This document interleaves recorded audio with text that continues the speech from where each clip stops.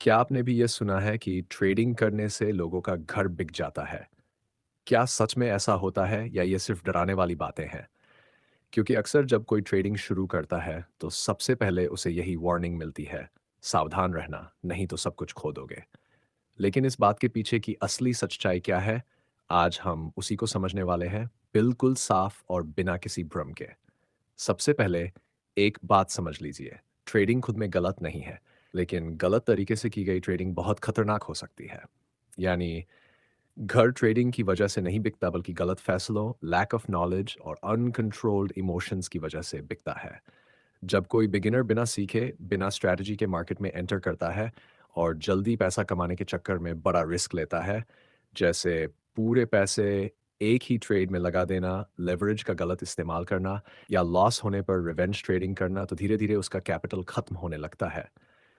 और कई बार लोग अपनी सेविंग्स के बाद लोन तक ले लेते हैं। यही से सिचुएशन कंट्रोल से बाहर चली जाती है। अब सवाल यह है कि क्या हर ट्रेडर का ऐसा ही हाल होता है? बिल्कुल नहीं। क्योंकि जो लोग ट्रेडिंग को एक स्किल की तरह सीखते हैं, प्रॉपर रिस्क मैनेजमेंट फॉलो करते हैं और डिसिप्लिन रखते हैं, वे लंबे समय में प्रॉफिट भी कमाते हैं और सेफ भी रहते हैं। सबसे बड़ा फ़र्क माइंडसेट का होता है। अगर आप ट्रेडिंग को जल्दी अमीर बनने का तरीका समझते हैं, तो रिस्क बहुत बढ़ जाता है। लेकिन अगर आप इसे लर्निंग और लॉन्ग टर्म ग्रोथ की तरह देखते हैं, तो चांसेस ऑफ सक्सेस काफ़ी बेहतर हो जाते हैं।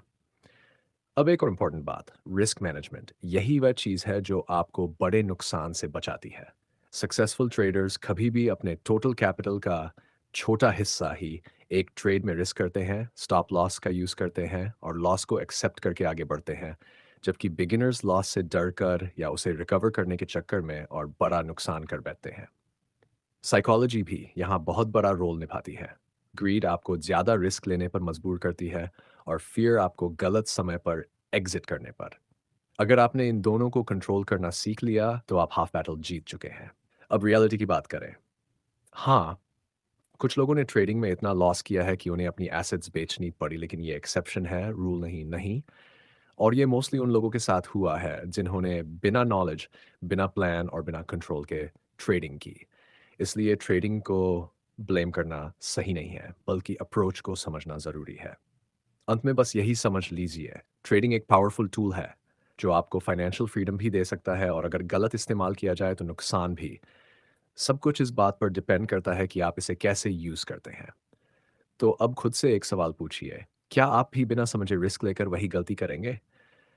या सही नॉलेज, डिसिप्लिन और पेशेंस के साथ स्मार्ट तरीके से ट्रेडिंग करके अपने फ्यूचर को सिक्योर करेंगे?